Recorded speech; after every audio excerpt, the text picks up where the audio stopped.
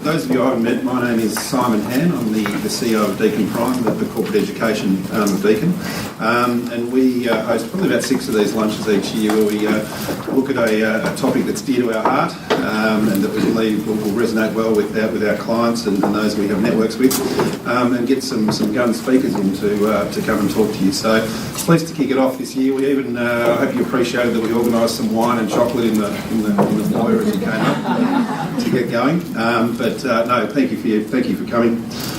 I started at Deakin nearly 3 years ago, and it was just after Deakin had launched its new strategy, where a big tenet of that, if you like, was driving the digital frontier. And I was excited to learn more about that and what that meant in the context of Deakin. And it was around delivery through the cloud in new, engaging, enriching and personalised ways. And it was a big agenda, and we're very pleased to have Professor Beverley Oliver, Deputy Vice-Chancellor of Education at Deakin, has very much led this initiative with leading significant enhancement projects in curriculum across the university, cloud learning technologies. I was fortunate to personally be involved in working with Beverley on Deakin's Mooc, which looked at a range of innovations which were tested and then were appropriately mainstreamed into Deakin's learning environment. So that's been a big part of the digital innovation. The success of the Mooc was recognised through the E-Learning Industry Excellence Award at the end of last year for the higher ed category. And it was also a contributing factor to Deakin receiving international recognition as Best Innovation in Oceania for pioneering in digital learning environments in universities, the only winner from Australia. The award was issued by a prestigious ranking organisation, QS, and one of the world's top business schools in Wharton. It's been described as the Oscars in innovation in higher education. I've seen the photos. There was no red carpet, but Beverley looked fantastic. So, but a really high accolade and recognition. As well as a leader in digital learning, Beverley is also very passionate and recognised as a leader in assuring graduate capability and ensuring universities develop employable graduates. So Beverley's been kind enough to agree to share with us the Deakin journey, if you like, and what she's been working on over the last few years. So if we could give a warm welcome to Beverley. Thank you. Thank you, Simon. I just need to know if everyone can hear me. Yep. If I move away from the podium, can you still hear me okay? So I do tend to like to range around the room a little bit, if that's okay. Once a teacher, always a teacher. So if you can't, if I start sounding very vague, either just concentrate on your lunch or wave if you want me to speak up. And if you think I look like my favourite Martian, is because I didn't have anything to pin the microphone to today, so I don't normally have an antenna coming out of my head. Are we recording okay? Great, thank you. Good. Thank you, Simon, and welcome everyone, and particularly welcome to our guests and clients and visitors, because what we'd like to share with you is what we're trying to do in digital education for a particular purpose, which is around satisfying students and satisfying and gratifying their families who invest in higher education for a purpose. For most people at this point in our country, it is to get a job, keep a job, or get a better job. And there's nothing wrong with that, because we all like having jobs as well. And that actually builds a strong country, and that's a good thing to do. We want to do it in a really engaging way, and we know that we live in the digital economy. So our particular challenge is to produce graduates in and for a very disrupted and digital economy. And you would know that disruption is everywhere. So I'm going to try and tell the story as I did in Philadelphia late last year, accepting this award. And so I'll try and tell you a bit about the journey and what we're trying to do and show you what it looks like to be a Deakin student as of this week. Because we've just unveiled some pretty amazing new stuff. It's all new and it's working, and that's two very good things. It's working today, I should say. So hopefully I'll start here. We have some challenges in higher education. And I know a lot of you come from some sort of educational background. It could be organisational development, it could be working in a large corporate where you're trying to bring about educational outcomes. But in the whole sector, I'll just put it to you as a person who's been to school, I'm assuming you have, who may or may not have been to a university or a tertiary institute of some kind, is that universally we judge academic success constantly on these marks and grades and credits. Who's ever heard of the ATAR? Oh, you have, good. The ATAR score is basically what defines a student when they leave year 12, and that's their magic number to enter a university. It's not a perfect system, but it's a filtering device that helps manage a mass education system. When you left university or your last institute, you would have been given an academic record, and it will list a pile of things and it will give a grade and a mark. And when you take that along to your employer will look at certain things, or you as the employer, when you're employing people, will look at certain things on that piece of paper. That's your credential. Someone is warranting that you've done those things. What does it tell you about the person? Sometimes not much. It's a code for something they've done. They've got the degree and they got these sorts of marks, but you don't really see what's under it. You don't really know whether they can do all the things that an employee really needs to do. And what are those things? I'll come back to that in a minute. But I might ask you and we can have some interaction, and so prepare, because I might pick on you. Probably not, but just saying. Okay, so we are all employers, we need more trustworthy evidence that graduates or applicants can do the things that we need them to do. And it's not just answering tests and getting good scores on exams. That's a code, it's a signifier, but it might not tell you everything. The other challenge we have is that when you say online learning, and I get to work with lots of people in government and other universities and institutions, oftentimes our shoulders sink. So we go, oh, we'll do that online. Oh, right. What's causing that? And that's a lot of what, where we were at a few years ago at Deakin. We actually have 25% of our student intake lives somewhere else, either around the corner or miles and miles away in Widgie-Mulpha, which is a place. And the student will be doing something at a distance. How do we designate them? Off campus. How does that feel to you if you're the on campus or the off campus? Which one do you think sounds better? The on one, of course, because the other one is the deficit. So what do we do for them? And I'm talking higher education now. What's higher education done for those students over the last 10 or 20 years? Beautiful, we'll film you. And you can talk, you can give your lecture on a video. Excellent. That's just like TV. So that's good. It makes it more flexible and accessible, because when I was living in Geraldton on the west coast of the country in the 1980s and teaching full-time, I was doing the print, post and pulp model of distance learning. Someone sent me in the post a big envelope full of materials. I wrote a couple of essays by hand, just saying, and I posted them back. I heard very little from them, they heard little from me, and I passed. How's that? So it wasn't what you would say an hugely enriching learning experience. It was perfunctory. It was better than nothing, because there was no university in Geraldton, probably never will be. There's a university centre, but there's no actual university. So it made it possible for me to keep going. But our cloud students today, as I said, may live around the corner or they may be miles away, but they demand fantastic stuff. Why is that? Because they can get it on their device. So I would suggest to you, if you are a parent or a grandparent or an auntie or an uncle or a cousin or a niece or a nephew, these days you may actually use this and dial a number which you no longer remember because it's stored in your memory, hello, in here. You may actually run up a small bill and talk to them on the telephone, or there's another chance that you will dial them on FaceTime, Skype, Link, whatever it is that you use, and you'll just talk face to face. Because that's how we live these days. And if that's how we live, that's how we must learn. That's what I would say. So that's what we're aiming for. So there's some of the challenges. Online learning management systems are usually not the grooviest show in town. Ours wasn't. I'll show you a picture in a minute. What have we done to do about that? These are large learning management systems which are expensive, they're hardwired, you're probably dealing with them as well.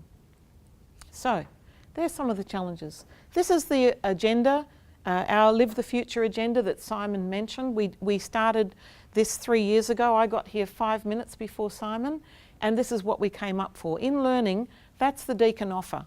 And someone asked us which advertising company wrote that for us, and I'm pleased to say we thought it up ourselves because it was genuine. We want our students to have a brilliant education.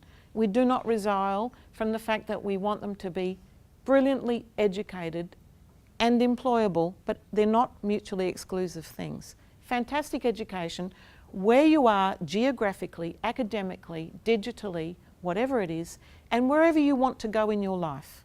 So you can either, if it's a job, terrific. If it's a better job, great. If it's volunteering and doing something else, fabulous.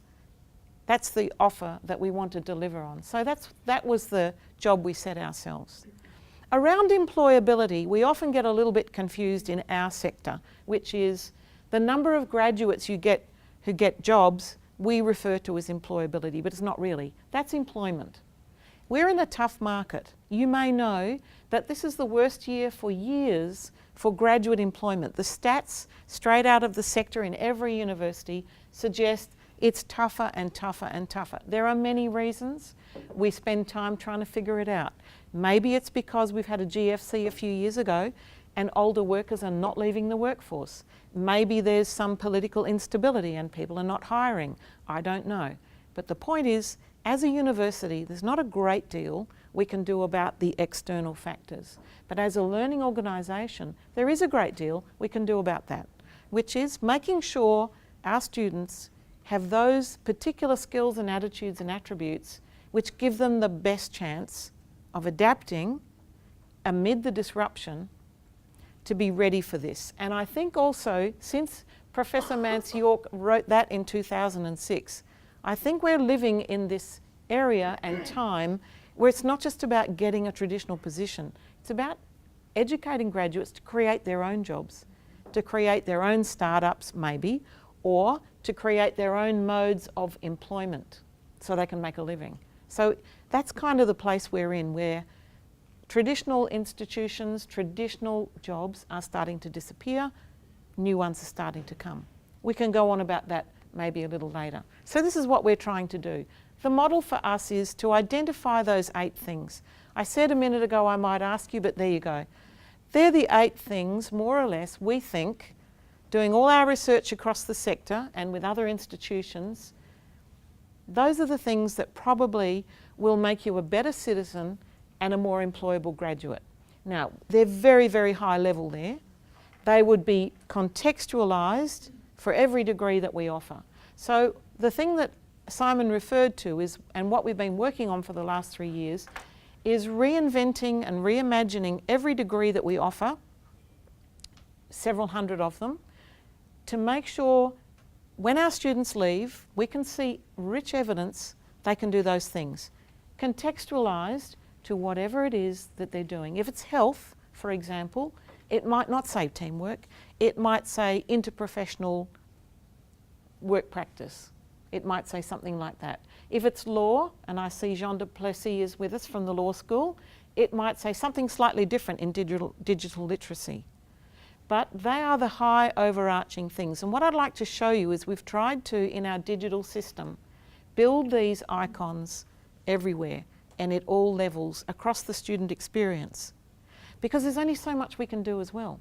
A lot of it, the students have to take responsibility for themselves. So that's where we start. We try to make the expectations very clear. We do ask, like all teachers ask, how can we test and measure those things?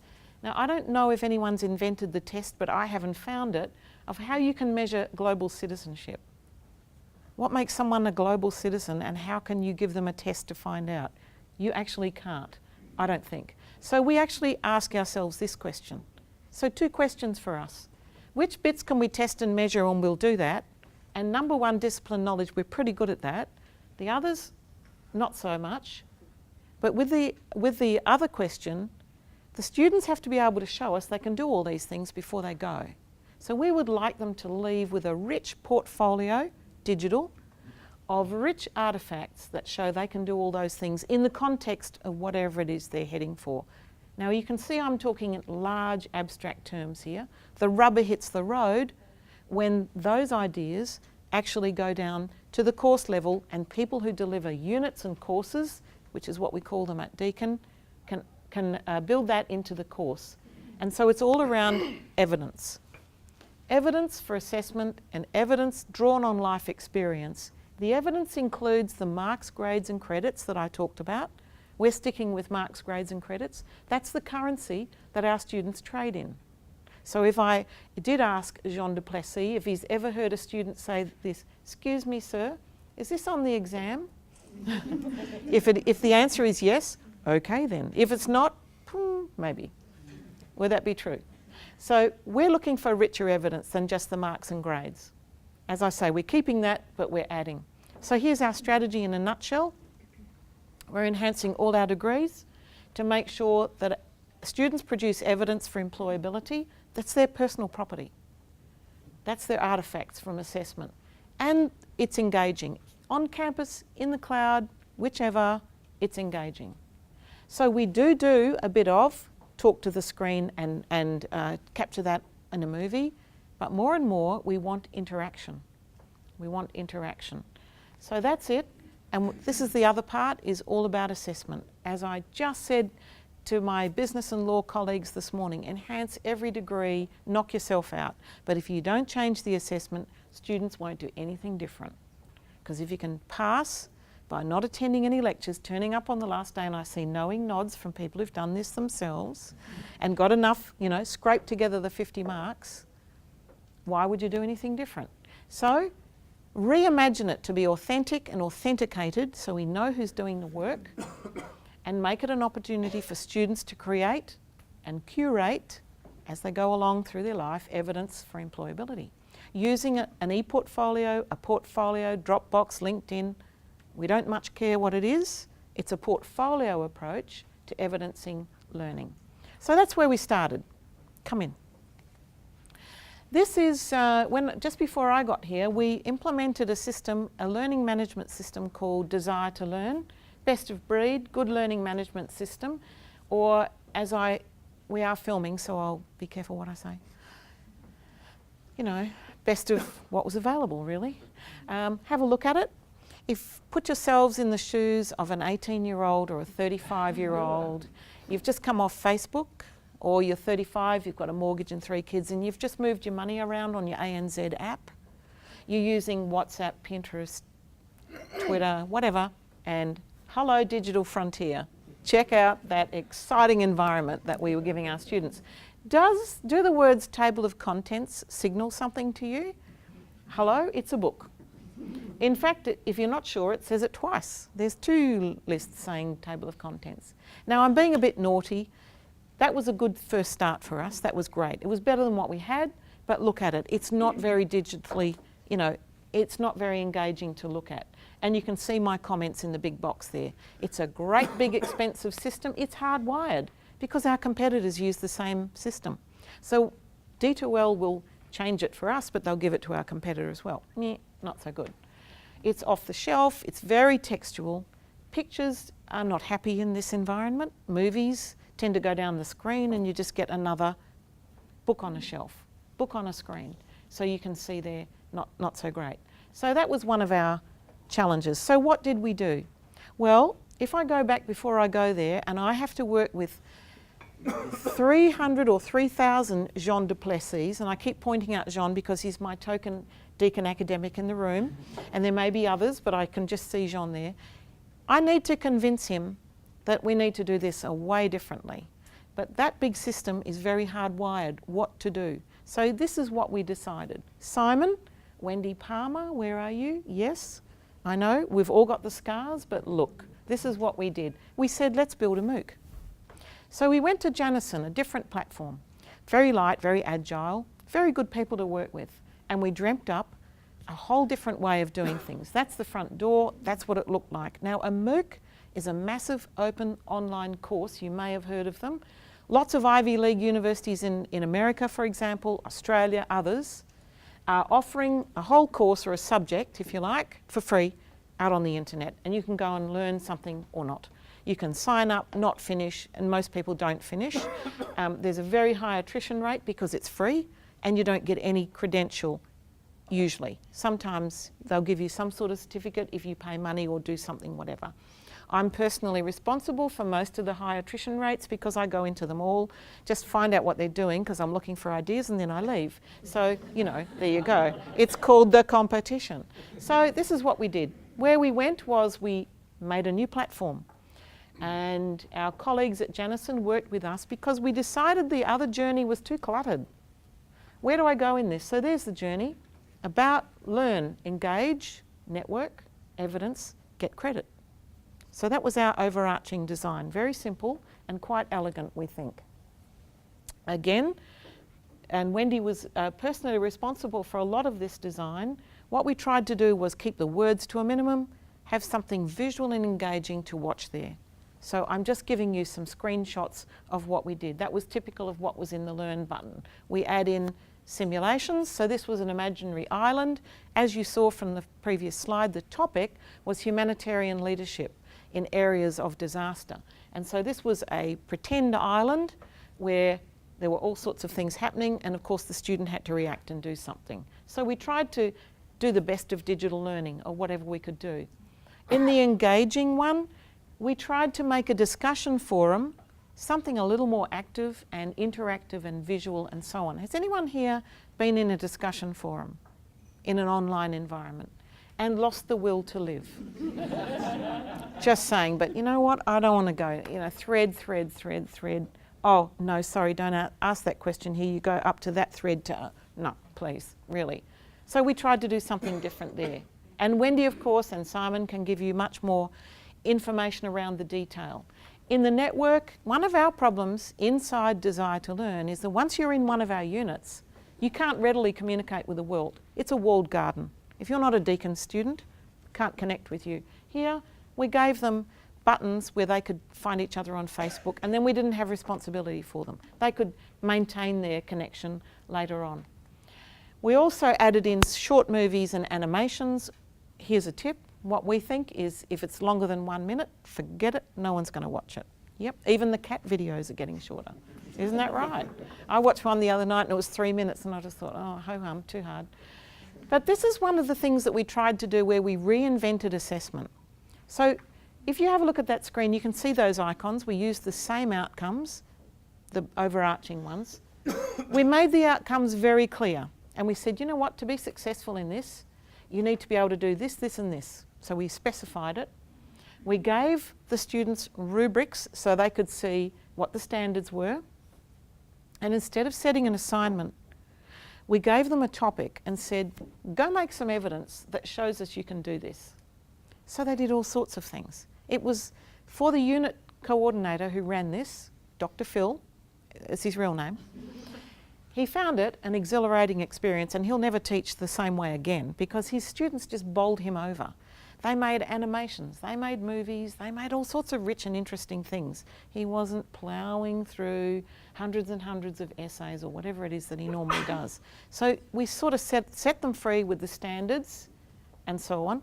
And what we tried here was using the digital badging technology so that peers could judge whether their peers had achieved the standards. Now, we don't want to use that, we do, but we do use peer assessment in our learning, but we tied the badging in this case to the peers because we didn't know whether we would get 50,000 people in this Mooc and someone like Phil was going to have to go through and do all the assessing. So we just tried that as a risk mitigation strategy. We also wanted to see if this badging thing worked, where you could actually give a digital token to a fellow learner to guarantee that you reckon they had achieved the standard. And I'm sure you're familiar with digital badges. Yes? Maybe a little? We'll talk a bit more about that in a minute because we're starting to deploy them at Deakin as well. So basically it's a digital token that if I see Wendy Palmer do something fantastic, meets a certain standard, I can go, here you go. It's like okay, put it this way. It's like an endorsement on LinkedIn, but with something behind it. Rather than, oh, you look good, there's an endorsement. You know, you're being endorsed by people you've never heard of. These are warrants, and it's very big in the IT community, particularly through Mozilla, which is where it came from. I'll come back to that in a minute. So that's what the peer badge looked like. We had to be very careful not to put Deakin's insignia on that, because if it becomes credit-bearing or confusing, we could have some issues. We need to be careful where we use our brand. So we called it Deakin Connect and made sure it was clearly peer credit. So not real credit, it was just someone had given you, as the company says that runs the badging program, credit where it's deserved. Credit where credit's due. So then what? Okay, well that's where we started, as you know. What we did was we actually took that Mooc and all the things we found out of it back to the academic community and said, let's jazz it up a bit. It's clear that students liked a lot of that. So that's how we sort of reskinned, if you like, the learning management system to at least make it more visually engaging. The table of contents is gone. It is still quite week-based. As you see, there's week 1, week 2, week 3. It's got to be organised, clearly. But we actually went there. But wait, there's more. So that was the first start. Then what we did with that is we actually said, well, there's only limited stuff we can do with a learning management system, which is a proprietary product. So we put something over the top of it called Deakin Sync. So my colleague, William Confalonieri, with the eSolutions team, has built this in consultation with the community so that now when the student logs on, this is yesterday's view of it. I'll show you the latest pictures of it in a minute. The student now sees this. So if you're a Deakin student starting this week, this is Elise, welcome to Deakin Sync. In Sync being the idea that everything's in one place for you, name chosen by students. And what you'll see if you run your eye down the side is this is where you pay your fees, get the intercampus bus, you can order a coffee in there. I think that's a bit of overachieving myself, but if you look at the big blue blobs there, they're your units in Cloud Deakin, the other bit. So what I showed you about the reskinning is sitting inside that box, if you like. So now you don't have to trawl through the website to get the login. You log on, boom, it's all there. Your whole life at Deakin is right there. I'll show you more about that in a minute. But one of the things we did build in there, if you look up the top level layer, it says Link. It's a Microsoft-based platform that actually just aggregates all other views. But you can see Link is there. So our students can talk face-to-face to each other inside Deakin Sync. And you can see this particular guy is going to talk to 3 other people. And because that's what we want. We want to change the language from, shall we do that face-to-face or in the cloud, to, shall we do that face-to-face in a room or face-to-face in the cloud? Face-to-face in the cloud is what we want. Because that's what we're getting to live with in our daily lives, face-to-face in the cloud. So why can't he talk to his mates? The tools are right there. You might also see that there's OneDrive there and a portfolio up the top. So every student at Deakin, whether it's mandated in their course or not, has the opportunity to build this suitcase of evidence, a portfolio of evidence. So, as I mentioned before, whatever a tool they want to use, let's get people to have the habit of mind that they create and curate evidence of their achievements, just as you have a bottom drawer where you throw all your bouquets and brickbats, more bouquets than brickbats, and you pull them out selectively for your next job interview. That's what we want our students to do. What we're also doing is asking or offering students the opportunity for free to make a 1-minute video. This is called Me in a Minute. Minute being important. A 1-minute video, this is a free service where any student, and you can have a look on that site if you'd like to see all our Deakin students so far who've gone and done this, and they basically make their elevator pitch. They pick 2 or 3 of those graduate learning outcomes and they say, hi, I'm Naomi. I won't play the video. You know, I've done this, I've done that. Here's some evidence, here's a few cutaways. It's a very simple video. Connect with me on LinkedIn. So we're collecting them all at that site. There's a growing number of them there. I know we're going to have a lot of enthusiasm from students around this year. They like the idea And then we say here, we put it on our platform, but you take that away, you share that wherever it works for you. So we want them to take responsibility. Now you may ask me, is anyone ever going to get a job because of that 1 minute video? I don't know. But I think one of the great things for me is that every student has had to go, oh, what will I say? We're asking them to articulate their own capacities. So I think that's the learning for me. So it's got quite a few ideas to it. And that number of students is growing, and the YouTube page where they are all stored has had at least 41,000 hits. I'll just throw that number in front of you. But we're also going to start using digital badging. Again, I'll show you this more in a minute. So digital badging, you can see now we've got Deakin on it. You can see we've got one of the icons on it. And I would love your feedback on this because we're piloting it this year. It's a pilot in a few of our degrees where those 8 things, what we would like to be able to do in the student's 2nd or 3rd year is to have an assessment panel where any applicant, any student who thinks they're outstanding in those 8 things, not so much the knowledge, but maybe critical thinking, communication, teamwork, whatever it is, the course director runs a special one-off event where we go, yes, you are outstanding in that thing, and we are going to give you this credential separately and independently from your degree. So it doesn't detract or add to your degree. It's like winning a university prize. Or, as I explained to my colleagues in the academy, if you think you're ready to go for academic promotion, of course, you gather all your evidence. There's an annual event where there's a panel, and you are either promoted to the next level of academic or you're not. It's the same idea. So we think digital badging might be useful because it's a warrant, and we only want it to warrant. We don't want to give a badge to someone or a hallmark, as we're going to call them, a hallmark. This one would be in critical thinking. We don't want to give hallmarks to people for participation. We don't think turning up and, being at an event, it's lovely, but it's not evidence that you can do something. We want to stick to the evidence. So I'd be very interested in your ideas on that. It's a new idea. We're the only university who's doing this in this country and probably in many countries. Some people are using badging to automate assessment. So in a learning management system, in a quiz tool, if you get 17 out of 20, you get a big elephant stamp. We don't think that's achieving what we want because that's just another code, if you like. But what we want to do is warrant the things that will mark you, hallmark you as a highly employable graduate. Any feedback welcome on that. The big news, of course, as from right now, we've introduced Watson. You may know that IBM Watson is the cognitive computer from Big Blue that lives in New York. I've been to visit Watson, very groovy. Watson is a computer that learns. And so what's really going on with Watson at Deakin is that students, starting this week and next week, can ask Watson anything. And Watson will give them the answer. So this is not about how do I do my homework and not about, what is the theory of relativity, give me the formula, at least not at this point. But starting with, it's questions around the student experience.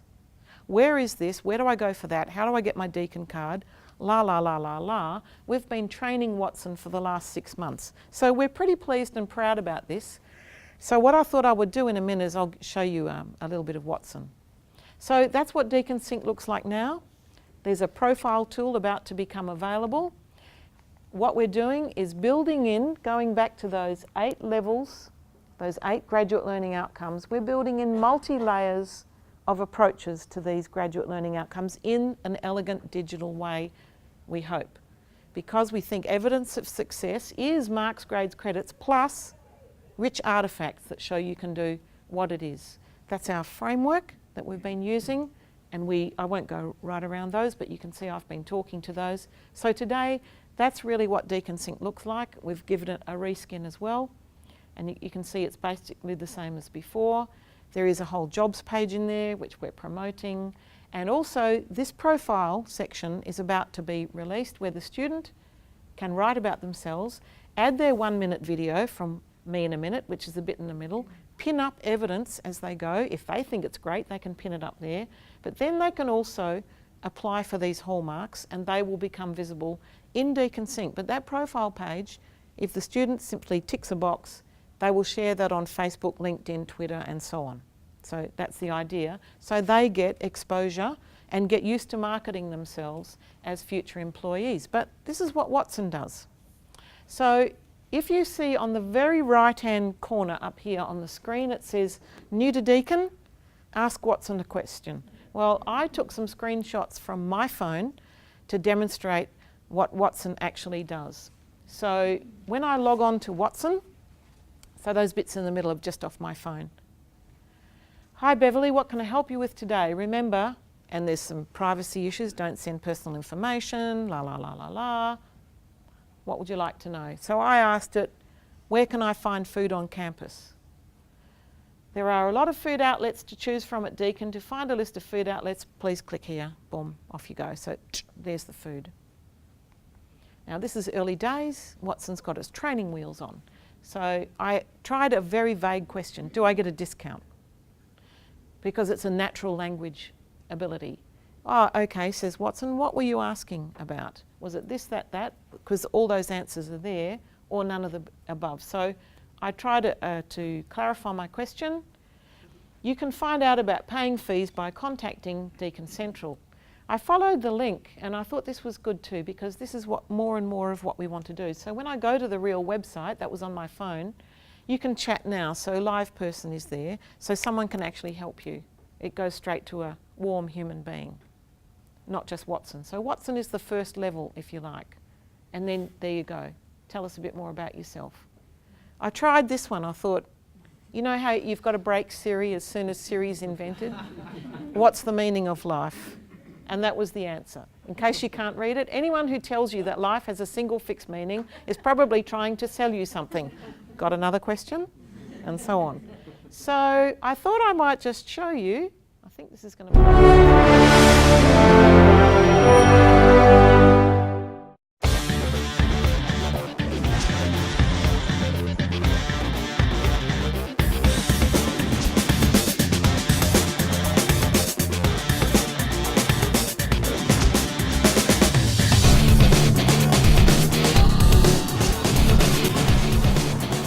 Alex, do you know where we have to go to get a student card? No, I don't. We should ask Watson. Who's Watson? It's this thing on Deakin Sync. It's usually on the right-hand side, but you can get it on your mobile as well. It's just at the top under the New to Deakin. You tap on that, and it comes up with Ask Watson. Follow the link, and then you can just ask it any questions. So, where do we pick up our student IDs? Yeah. Oh, what? That is so good. Right? So it's just down there. Yeah, just down there. Can I ask it anything? Yeah, pretty much. Watson, will you marry me? No way. Oh. Rejected. Not even Watson wants to marry you.